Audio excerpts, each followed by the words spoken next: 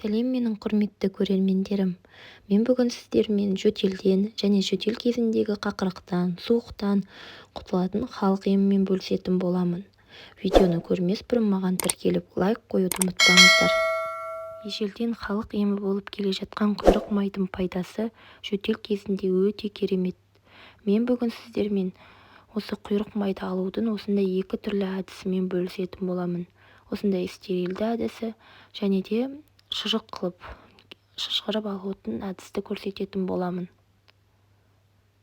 Ол үшін бізге осындай қойдың құйрық майы қажет болады. Құйрық майымызды осылай майда бөліктерге бөліп турап аламыз. Қажет болса ет тартқыштан өткіздірсек тіптен жақсы болады. Ал енді турап алған майымызды осылай шыны ыдысқа салатын боламыз. Шыны ыдысқа барын салып, қақпақпен бетін жауып, водяной баняда қайнататын боламыз. Менің қайнатқан видеом түспей қалыпты. Кез келген бір кастрюль ыдысты астына тряпка қойып, водяной баняда қайнататын боламыз 1-1,5 сағат көлемінде. Осылай қайнаған майымызды, стерилденген майымызды алып, ыдысымызға сүзгіштің көмегімен құятын боламыз. Бұл майды 1,5 жасқа дейінгі балдарға суық тигенде қолданатын боламыз. Мойын бөліктерін, көкірек бөліктерін майлағанда, арқа бөліктерін майласақ, балдарға жақсы әсерін береді.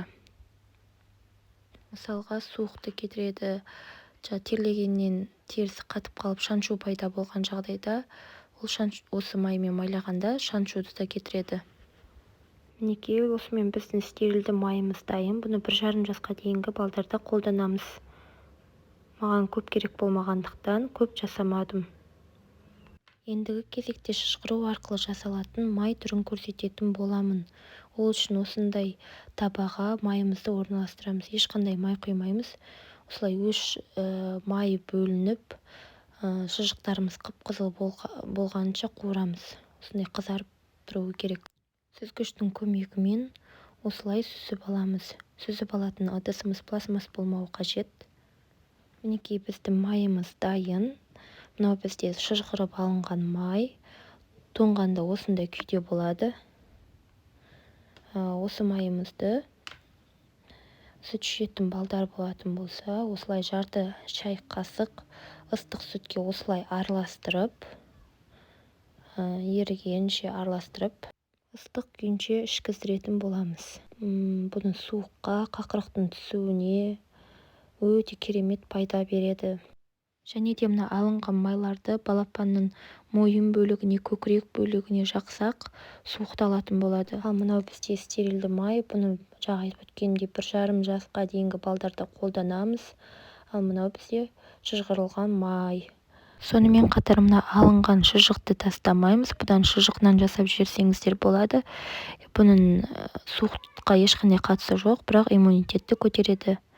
Достар, ендеше менің каналыма тіркеліп кетуді ұмытпаңыздар. Келесі видеода жолыққанша.